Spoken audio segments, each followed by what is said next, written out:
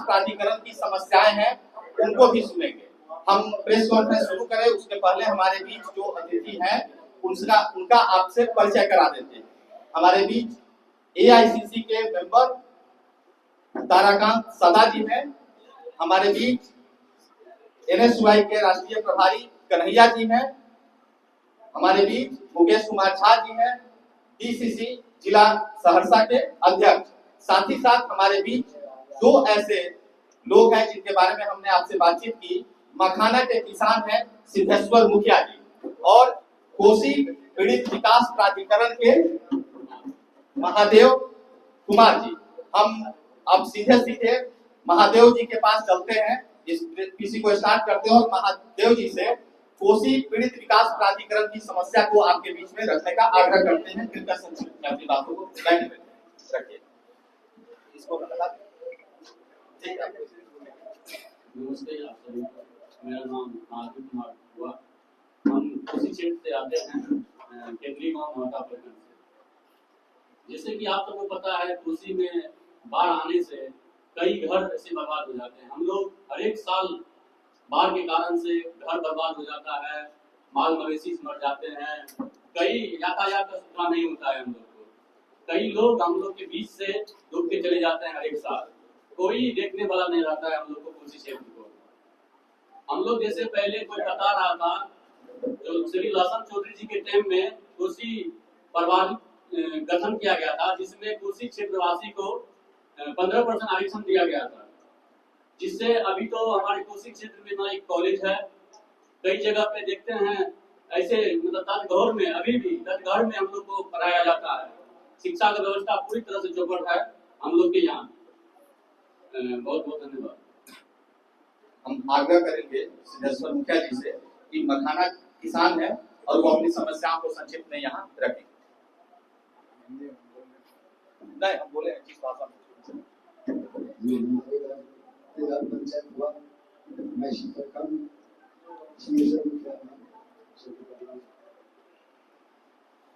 हमारे सबके समस्या यही है कि हम लोग 10-5 वर्ष से मखाना खेती करते आए हैं। बहुत समस्या से, बहुत तरह से काटते हुए समस्या ढूंढते हुए खेती तो कर लेते हैं, समय से किसी से लेन देन करके भी जमीन जोत लेते हैं, आवाज लेते हैं, मखाना लगा लेते हैं। सबसे समस्या हो जाती है जाने के बाद हम लोग जब मखाना निकालते हैं उसमें बहुत बड़ा समस्या हम लोगों को हो जाती है। मखाना बिकते नहीं है। कभी ऐसा होता है कि 10,000 में बिक गया तो कल के दिन में फिर 5,000 हो गया। ऐसी समस्या आता है, कभी 20,000 में बिक जाते हैं, कभी 4,000 में बिक जाते हैं। अभी के दवा ऐसा समस्या हो रहा है कि जितना खेती हो रहा है हमारे सहरसा जिला में, ये हो सकता है जो माल जाल भी नहीं तो खाता नहीं है, अब इस दफे तो और नहीं कोई। अगर सरकार नहीं देखता है, कोई अगर इस समस्या को नहीं देखता है, मीडिया वाले और राजा लोग नहीं देखते हैं, तो बहुत बड़ा समस्या हो जाएगा खेती करने वाले को। हमारे यहाँ जितना भी जमीन है वो सब नीचा जमीन है, मखाना सिवा दूसरी चीज होता भी नहीं है। हम लोगों को कोई उपाय नहीं है, करने पड़ता है। करते हैं, उड़ जाते हैं, फिर भी करते हैं, छोड़ते नहीं है। इस समस्या का हम लोगों को थोड़ा दिखा जाए तो हम लोग कैसे जी चाहेंगे। हम तो आपसे मिलते रहते हैं, हमारे नेशनल लीडर और हम लोग के भविष्य में। तो लेकिन एक बात हम आपके माध्यम से जो भी मैं चर्चा कर रहा था और इनके सामने इसलिए लाना चाहता हूँ कि कोसी पीड़ित की बात उठ गई, मखाना की खेती की भी लोग 4 किसान ऐसे हुए कि 2 साल पहले सुसाइड भी कर लिए थे। इसको भी इसी तरह से हमने रोका था, ये बोला था, बोले हिम्मत रखो फिर आगे कुछ होगा। एक चीज बहुत बड़ा इशू है, कोसी बीच में गए थे कि हमारा जमीन है, अभी जो बच्चा ने बताया कोसी पीड़ित विकास प्राधिकरण, हमको उसमें मालगुजारी नहीं लगता था, एक शेष लगता था। अब सरकार पूरा शेष लेती है, पूरा मालगुजारी लेती है, हमारी जमीन है लेकिन हम उसका बालू नहीं काट सकते। इस बालू का कोई उपयोग नहीं है। आप लोग भी जानते हैं कि कोसी के बालू से न तो घर का कुछ ये होता है, लेकिन जब कोसी में लोग घर बनाते हैं तो उसको घर ऊंचा करना पड़ता है। तो नेचुरली है कि वो मिट्टी काट के ही नदी से वो अपने घर के जो बांस भी होता है उसको ऊंचा करना चाहता है, फिर उसका ट्रैक्टर पकड़ा जाता है। और ट्रैक्टर पकड़ा जाने के बाद दो ही मार्ग पर, एक खनन विभाग की जो केस करके मुकदमा करके शोषण करते हैं, दूसरा जो आजकल हो गया बिहार में भ्रष्टाचार, हर हमेशा सब में पुलिसिया हस्तक्षेप होती है और पुलिस दोनों तरफ से ट्रैक्टर सीज कर लिया, किसान पर केस करता है धमकी दे करके। इस तरह से शराबबंदी का हालत है, वही यहाँ की बालू का हालत है। हम आपके माध्यम से सरकार से अनुरोध करते हैं, कन्हैया जी तो इस बात को रखेंगे कि आप भी सरकार के जब चीफ मिनिस्टर आए तो उनसे पूछिए कि इस बालू पर आपने क्यों टैक्स लगाया, इस बालू के खनन पर आपने क्यों रोक लगाया, इस बालू से क्या होने वाला है। बहुत ज्यादा समय आपका नहीं लेना चाहता, आप इस धरती पर इनका स्वागत करते हैं। नौजवान है, हम लोग के भविष्य आप ही की कुछ। धन्यवाद। जो वादा करेंगे कि पलायन को नौकरी दो यात्रा के संबंध में अपनी बातों को रखें। सही बात।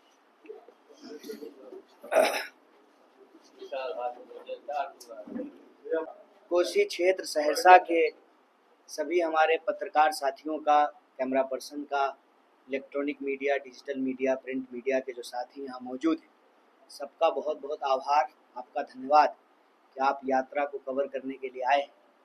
दूसरा, ये बड़ी महान धरती है, मंडन मिश्र जी का ताल्लुक है इस इलाके से, और कहते हैं कि शास्त्रार्थ में मंडन मिश्र जी ने शंकराचार्य को भी परास्त कर दिया था। प्रश्न यही है कि इतनी गौरवशाली परंपरा और इतिहास होने के बावजूद हमारा वर्तमान इतना विकट क्यों है। और जो भी प्रभावित लोग हैं, चाहे किसान हो, मजदूर हो, नौजवान हो, विद्यार्थी हो, महिला हो, दुकानदार हो, पत्रकार हो, किसी भी पेशे से जुड़े हुए बिहार के जो निवासी हैं, अगर वो किसी तरह के अत्याचार या अन्याय से जूझ रहे हैं, हमारी कोशिश है कि ये यात्रा उनकी आवाज़ बने, संघर्ष का एक मंच बने। और 11वें दिन का अनुभव ये है कि इसको शुरू जरूर नौजवानों और विद्यार्थियों ने किया है, लेकिन बिहार की भावना धीरे धीरे इस यात्रा से जुड़ रही है। यही नतीजा है कि हम जिस भी जिले में जा रहे हैं, स्थानीय लोग अपने मुद्दे को लेकर के इस यात्रा में हमारे साथ पैदल चलते भी हैं, प्रेस कॉन्फ्रेंस के माध्यम से अपने मुद्दे को उठाते भी हैं, और जो लोग चल नहीं पाते हैं, अपने घरों से, अपने झरोखों से, छतों से, दुकानों से यात्रा को अपना आशीर्वाद दे रहे हैं। तो ऐसा प्रतीत होता है 11वें दिन हम जब चंपारण से चलते हुए कोसी क्षेत्र पहुँचे हैं, तो ऐसा लगता है कि यह यात्रा लोगों की आवाज़ बनने में एक हद तक कामयाब हुई है।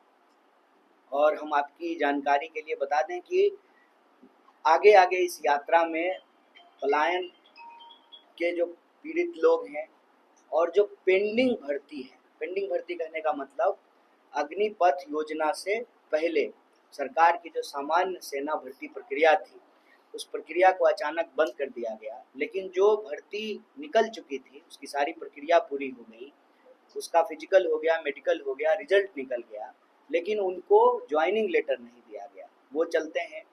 और भी जो प्रभावित लोग हैं, चाहे पलायन से हों या शिक्षा से जुड़े हुए बहुत सारे सवाल हमारी यात्रा के माध्यम से लोग उठा रहे हैं। जैसे वित्त रहित शिक्षकों का सवाल उठाया, बीएड कॉलेज में पढ़ाने वाले जो टीचर हैं वो आकर के मिले, लाइब्रेरी साइंस पढ़ने वाले जो विद्यार्थी हैं, 2008 से बहाली नहीं हुई है, वो लोग आकर के मिले।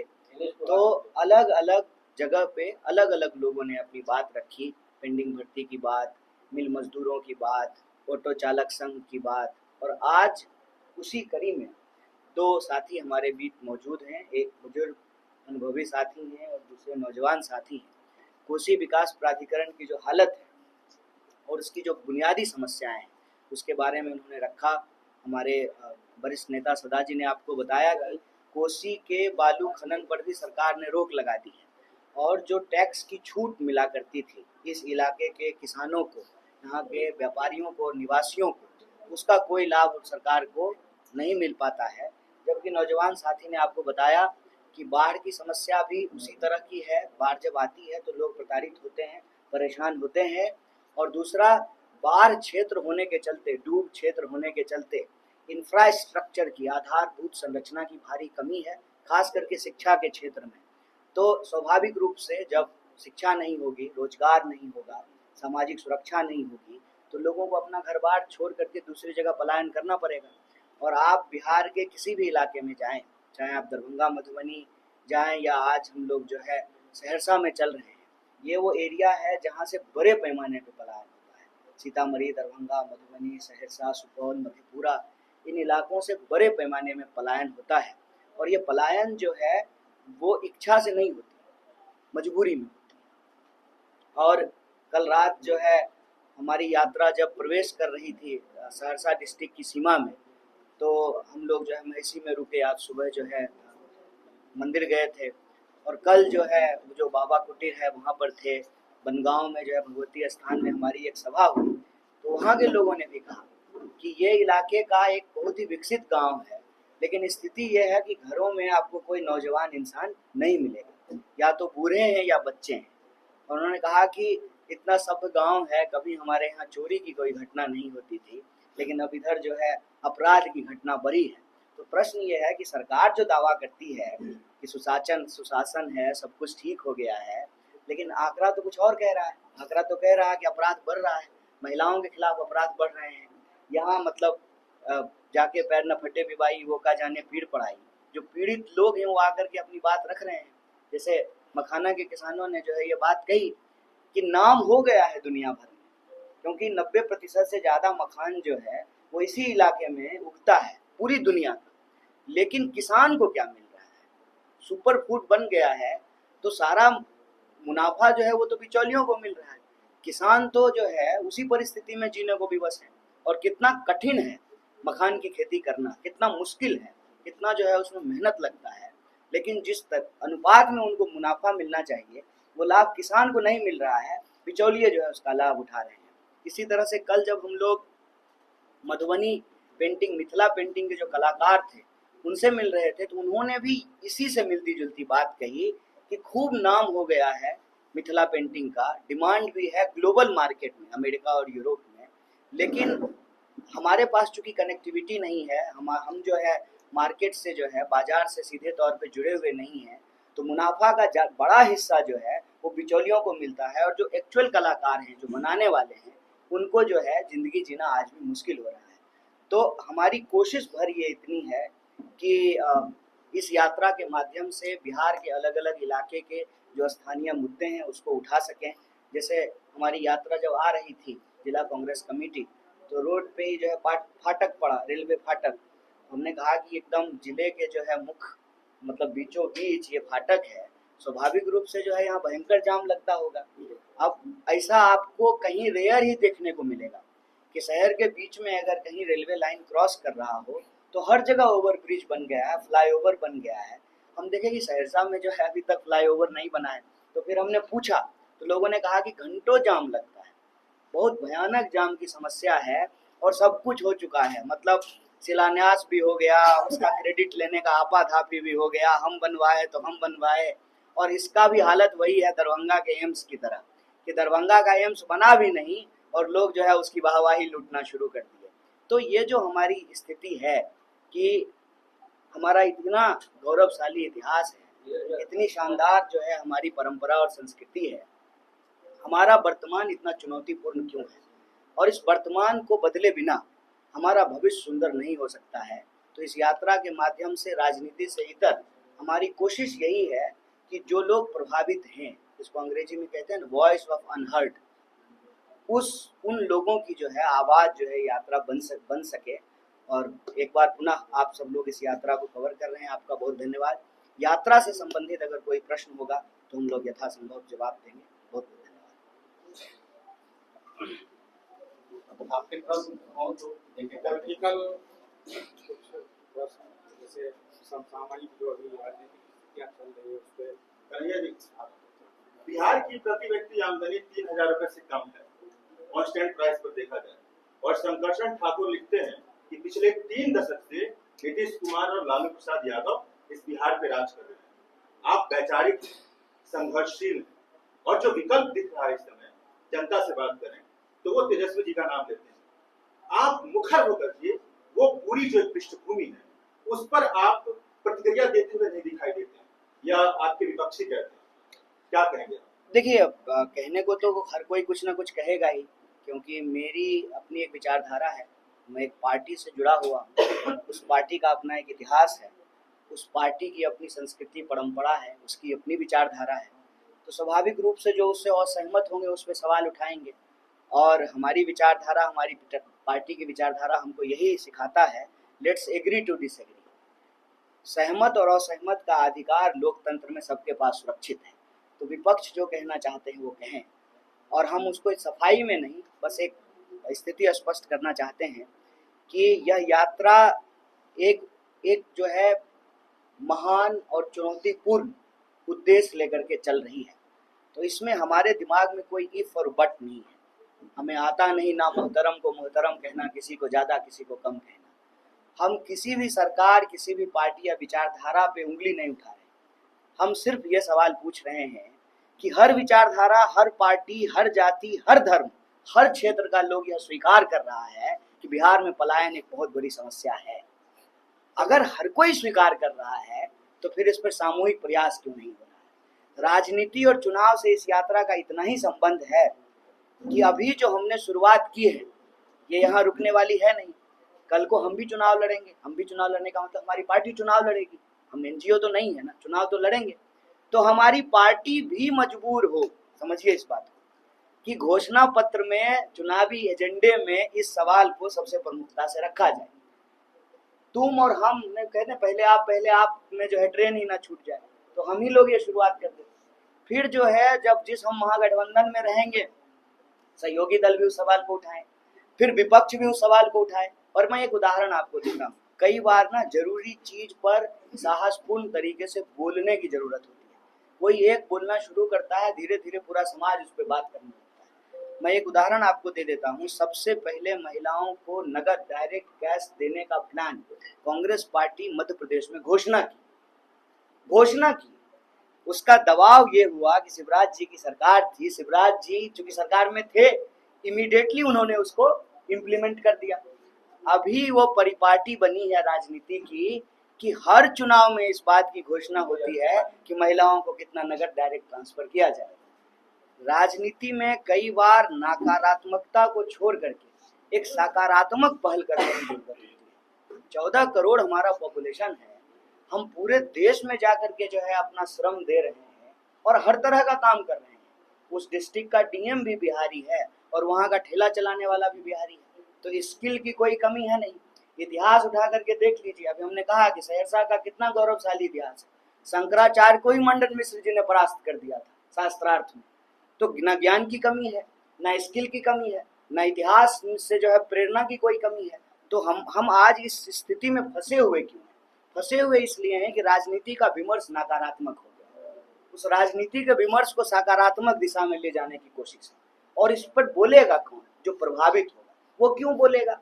जिसको राजनीतिक नकारात्मक राजनीति से लाभ होगा वो नकारात्मक राजनीति करेगा, वो ध्रुवीकरण की राजनीति करेगा, वो नफरत की राजनीति करेगा, क्योंकि उसी से जो है वोट के कैलकुलेशन में वो चुनाव जीत रहा है। लेकिन समाज का इससे भला नहीं।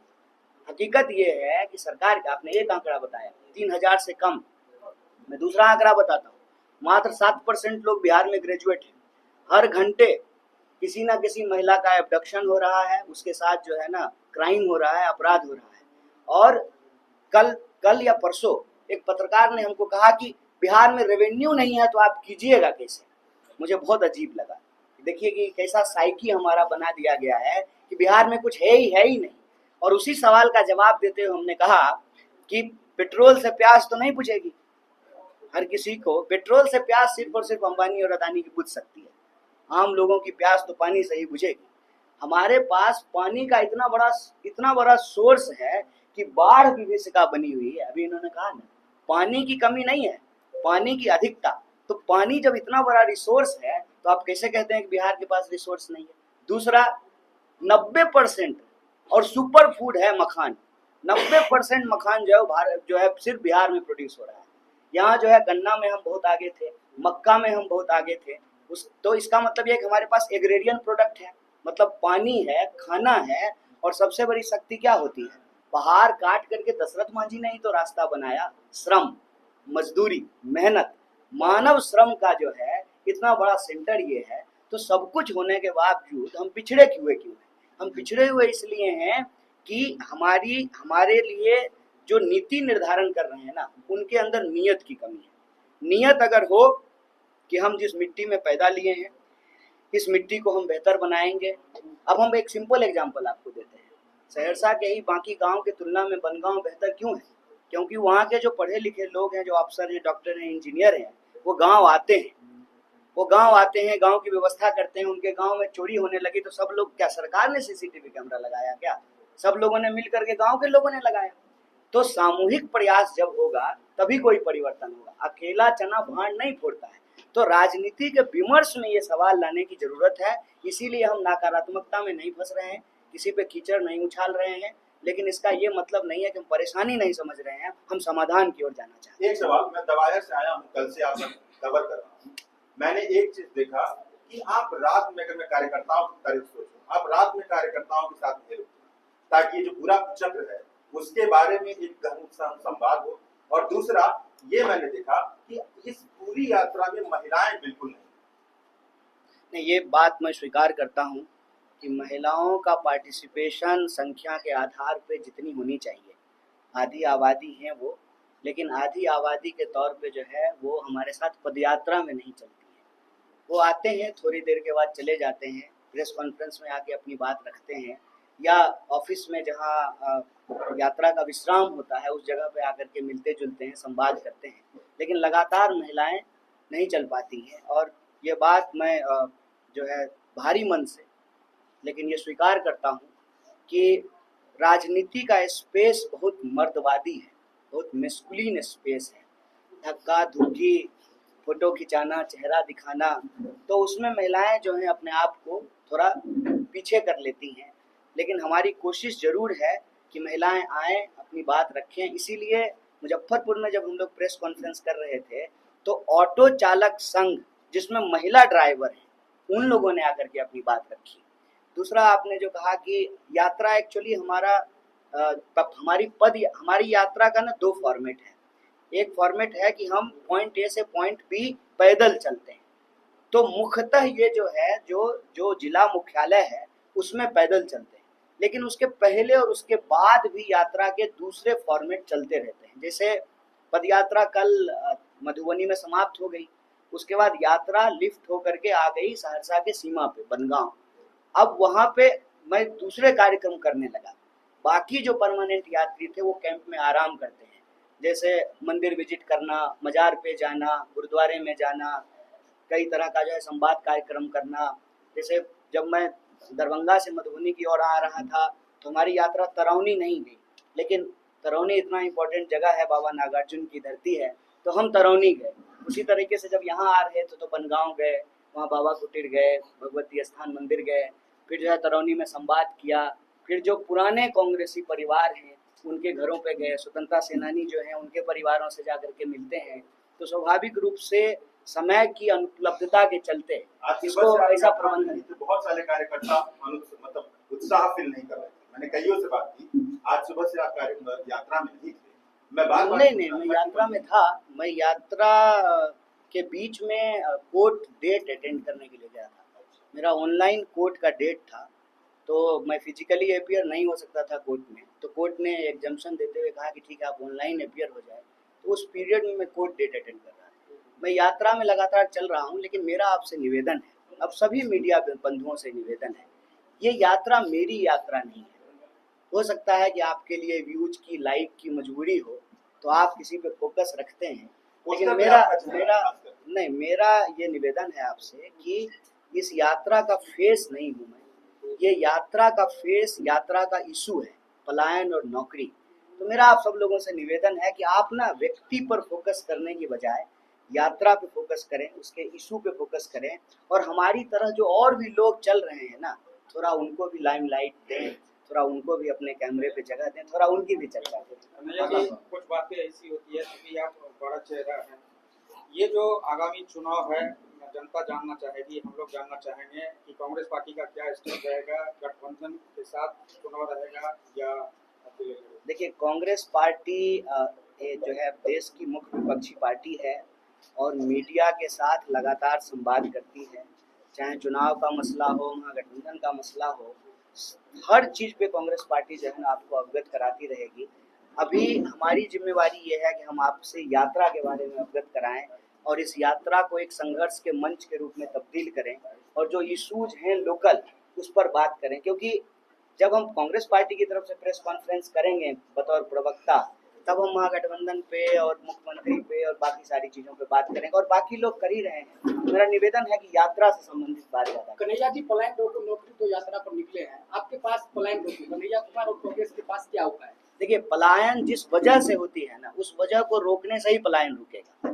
पलायन होता है शिक्षा की कमी के चलते, रोजगार की कमी के चलते, स्वास्थ्य की कमी के चलते और स्वास्थ्य व्यवस्था की कमी के चलते और कानून व्यवस्था की कमी के चलते। अगर ये 4 चीज बेहतर कर दिया जाए तो कोई भी अपना घर परिवार गांव छोड़ करके नहीं जाएगा।